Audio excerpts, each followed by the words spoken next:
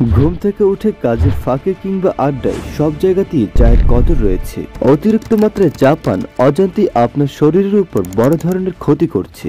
কোষ্ঠকাঠিন্য, হৃদরোগ, এমনকি প্রোস্টেটে ক্যান্সার বা মূত্রথলিতে ক্যান্সারের ঝুঁকি বহুগুণ বেড়ে যেতে পারে অতিরিক্ত মাত্রায় চা পান করার কারণে।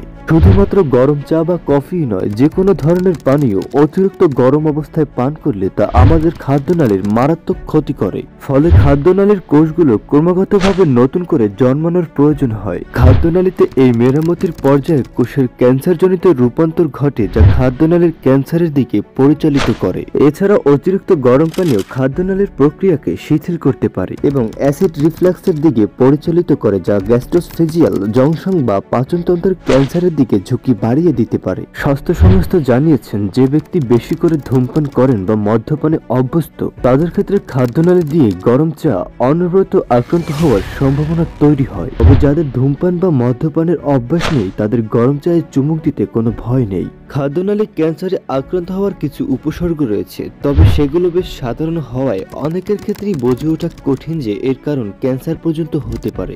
6 মাস থেকে 1 বছরের মধ্যে অনেকখানি ওজন কমে গেলে, খাবারে অরুচি, দীর্ঘদিন ধরে কাশি, রাতের বেলা শ্বাসকষ্ট, গলা ও বুকের মাঝখানে ব্যথা, বিশেষ করে গিলতে গেলে, বমি বমি ভাব, ক্লান্তিবোধ, দুর্বলতা, খাওয়ার সময় দম বন্ধ হয়ে আসা, একটানা কোষ্ঠকাঠিন্য বা ডায়রিয়া। তবে এসব লক্ষণ থাকার অর্থ এই নয় যে কেউ খাদ্যনালীর ক্যান্সারে আক্রান্ত। এগুলো সাধারণ উপসর্গ। খাদ্যনালীর ক্যান্সারের ঝুঁকি কমানোর কিছু ঘরোয়া উপায়: গরম পানীয় পান করার আগে একটু ঠান্ডা হতে দিন, যাতে সেটি খাদ্যনালীর ক্ষতি না করে।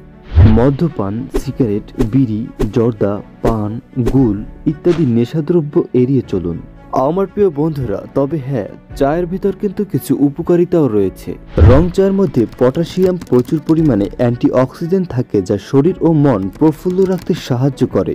রং চায়ের মধ্যে লেবু, আদা, লবঙ্গ ইত্যাদি মিশিয়ে পান করলে ঠান্ডা, কাশি, গলা ব্যথা উপশময় হয়। তবে হ্যাঁ, আপনার চা বানানোর প্রসেসিংটি যদি ঠিক থাকে তাহলে। আজ এ পর্যন্তই। আমাদের পাশে থাকার জন্য অসংখ্য ধন্যবাদ।